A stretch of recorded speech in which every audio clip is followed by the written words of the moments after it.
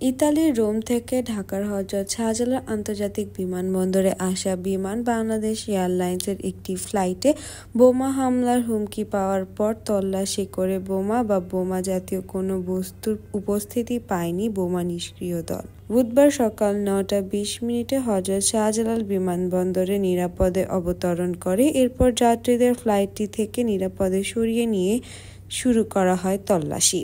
সূত্রে জানা যায়, বুধবার ভোর ৫:৩০টার দিকে কন্ট্রোল রুমের একটি বার্তা আসে। ওই বার্তায় বলা হয়, রোম থেকে আসা বাংলাদেশ বিমানের ফ্লাইট BG-356-এ বোমা রাখা আছে। যে কোনো সময় বোমাটির বিস্ফোরণ ঘটবে। এমন অবস্থায় কন্ট্রোল রুম থেকে ঊর্ধ্বতন কর্মকর্তাদের বিষয়টি অবহিত করা হয়। খবর পাওয়ার পরপরই বেবিচিক চেয়ারম্যান এয়ার ভাইস মার্শাল মঞ্জুর কবির ভূঁইয়া, বিমানবন্দরের নির্বাহী পরিচালক গ্রুপ ক্যাপ্টেন কামরুল ইসলাম সহ সবাই বিমানবন্দরে ছুটে আসেন।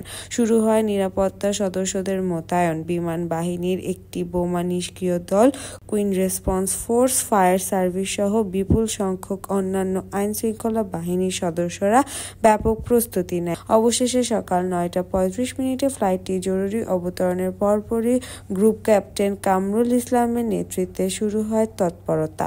প্রথমে ফ্লাইটটির ভেতর থেকে প্রায় ২ শতাধিক যাত্রী, ক্রু সহ সবাইকে নিরাপদে বের করে সরিয়ে নেওয়া হয়। এরপর শুরু হয় তল্লাশি অভিযান। তল্লাশি দলটি বেলা ১১:৩০ পর্যন্ত পুরো ফ্লাইট তল্লাশি চালায়। ২টি ব্যাগ সন্দেহজনক হলেও তাতে কোনো কিছু পাওয়া যায়নি। সবশেষ ১২টার দিকে ফ্লাইটটিকে নিরাপদ ঘোষণা করলে অভিযানে অংশ নেওয়া সবাই স্বস্তির নিঃশ্বাস ফেলে।